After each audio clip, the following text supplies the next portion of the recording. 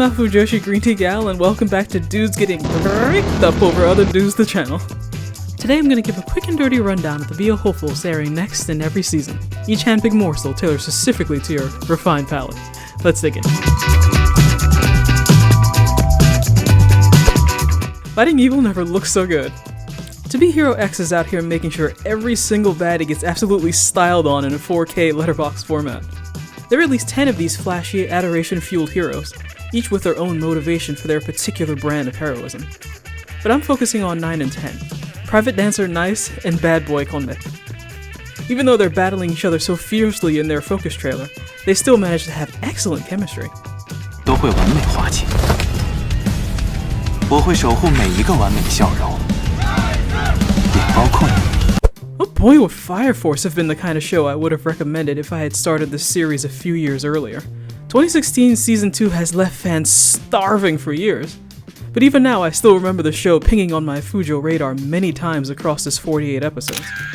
The show is certainly not BL, but it always manages to sneak in something directly or indirectly zesty despite its occasional dip into crude fanservice. The first half of Season 3 is finally here to set our lives ablaze once more. This time around, their slab beef of a commander has been kidnapped and turned into the damsel in distress for them to save from the white-clad baddies. Can't wait! Luckily, Go-Go Loser Ranger Season 2 didn't keep fans waiting nearly as long to show us where the Fighter D and Hibiki Joint Slay is going. Season 1 treated us to their unlikely team-up to change the system from the inside. Perpetually abused Demon Fighter D befriends Hibiki, a ranger in training so pure and based he could look past what would have been decades of human-demon racism to see what D really is. Someone who needs help. Touching heroism aside, this little friendship tiptoes its way past bromance, with A, Hibiki's relentless skinship, B, D's willingness to out himself to someone trained to kill him on sight, C, their complete body-altering commitment to the cause. D literally is wearing Hibiki's ass for the entirety of Season 1, while Hibiki maims himself and disappears to give D a better shot at success. This level of locked into a guy he's known for like a week is kind of a lot, especially when you factor in that there's a blonde waifu that could easily have played the same role as Hibiki. But D chose this smiling cinnamon roll anyway. Looks like Season 2 will finally show us whatever the hell the real Hibiki has been going through in his absence. And maybe they'll turn their long-distance mission into one where they fight side by side like nature intended. Speaking of joint slays, Moonrise looks like an intense and promising little treat from Netflix and Studio Wit, a studio who's made some of my favorite I can't believe it's not BL anime to date. Moonrise takes place in everyone's favorite setting, a not too distant dystopian future, and stars our favorite type of protagonist, Jacob Shadow aka Jack, a man who lives for revenge after his family is killed by terrorists, people deemed undesirable by the Orwellian global AI network that runs their entire lives. Complete obedience to the system means you go on living peacefully. Anything or anyone who doesn't gets flung to the moon like so much trash. And among that rubble, RMC Jack finds Phil, a diamond in the rough. The potential BL kicks in when A, this sci-fi anime falls into one of 5 subgenres famously associated with BL, and B, the character that's gonna shake Jack's whole worldview or quell the anger in his heart will be a handsome, age-appropriate, pink-haired husbando instead of a waifu. It's Black Butler. It's more Black Butler. It's lurid and strange, there's demons and twinks, it's dark and often disturbing, yet somehow also the campiest, most unserious you've ever seen in your life, where the co-lead is in a 3-piece tux 24/7. You already know if you want to watch it by now, and there's but so much I can say that would change that. For some of you, me included, wild horses couldn't keep you away. So if you just want to see more Black Butler footage, I'll say the show is continuing on from the events of 2024's public school arc, and CL has a brand new mystery to solve in the long-awaited Emerald Witch arc. Because the show wasn't gothy, vampy, or demonic enough, looks like we're throwing werewolves back into the mix. Whether or not we're supposed to want to this one remains to be seen. My Fujo eyebrows went up pretty quick after reading the short blurb for the children of Shinyuchi family. It's your standard virgin protagonist that suddenly finds herself spoiled for choice of willing waifu story, now with the gentlest spurts of incest. Turns out the siblings he's lived with all this time aren't actually related to him at all, thus making them free real estate. The potential BL kicks in when one of those not siblings is a silver-haired, age-appropriate twink brother. His very presence breaks the usual harem standard of 1 carrot per pot of stew. So there ain't no way in hell this subplot isn't deliberately Fujo baiting, cause my ass is already hooked. Genuine BL special Tamaranai no wa Koi Nanoka thought I could sneak past my Fujo censors, but worry not, cause I seen that shit. I Love to Captivating, dropping April 6th, stars Mizuzu, a so-called delinquent who saves Kitahara, the top student in his class, from local bullies one day. Not surprisingly, his random act of heroism led to romantic sparks. Initially, Misuzu pushes Kitahara away with the "don't get involved with me, you'll be ostracized by everyone too" two-piece combo. But since this is BL, you already know they can't stay away from each other for very long. Compass 2.0 is a game adaptation set in a not-too-distant future, but with way less dystopian cynicism and way more ass-whooping.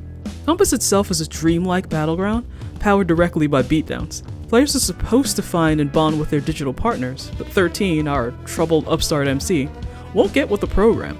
He just refuses to find a partner or battle, and his not-a-team-player attitude is about to get his ass banished.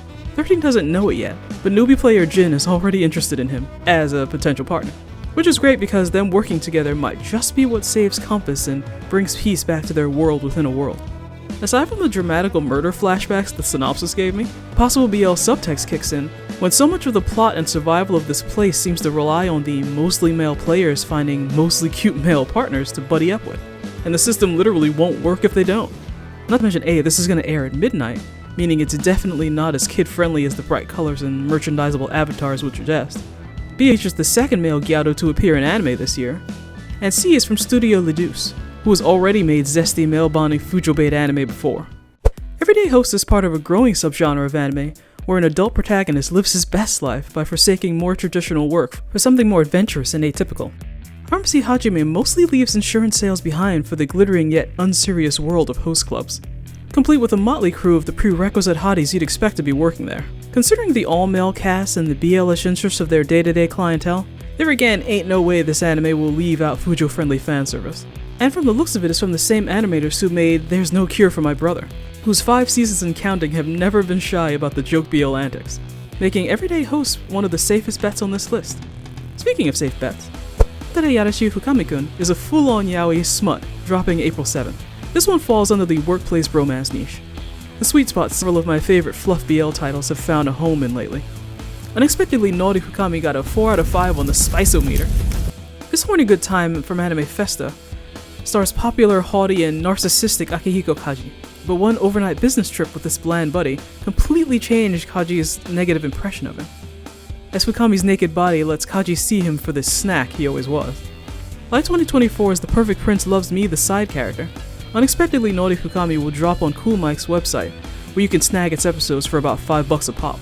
And if you're feeling impatient, you can always check the manga there too. Hanadol reinterpretation of Flowering brings us the first not quite human but still quite cute anime since Technodroid Overmind. But this time, instead of benevolent androids, we get the literal handsome singing flower children the 60s could only dream of. The Hanadol project sets itself apart from your everyday idol show by adding a dash of weird science, as the perfect idols are created by implanting actual seeds into their bodies. I put this on the list as I do nearly every male idol show that airs, because I'm hopeful they'll make time for the occasional BL crumb while the boys deal with inevitable bizarre consequences of becoming plant people. Now if you told me we're somehow getting 2 idol anime about talent being physically implanted into willing male hosts airing in the exact same season, I'm not sure I would have believed you, but here we are. Classic Stars boasts a different art style, but an oddly similar premise to Hanadol. But this time the talent planting process might be more supernatural than science. And the hothead lead Beethoven already looks like he's got a nice, totally platonic and professional rivalry with another performer that I can sink my Fujo teeth into. You can certainly give each of these the 3-episode rule to see which one suits your taste better, or you can be a greedy mofo like me and watch them both.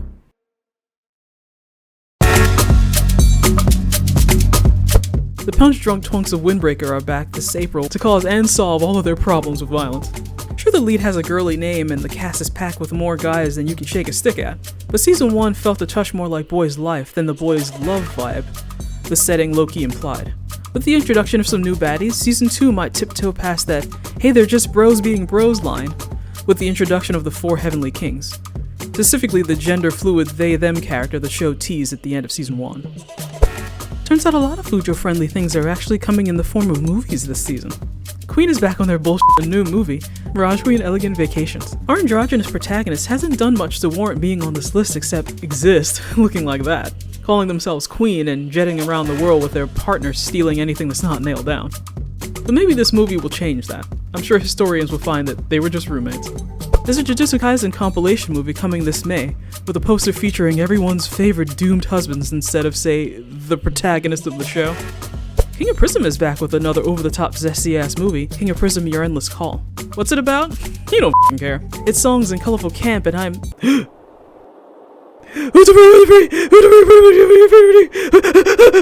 There's another Utari movie, and again, you don't care what it's about. You're already watching it inside your mind.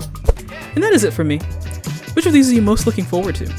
Are there any BL-friendly anime I've missed? Tell me and others about it in the comments below. Thanks for watching, and feel free to browse my BL Clips channel. And you know what? Check out the Facebook page for even more content in every single video YouTube wouldn't let me post. Bye for now.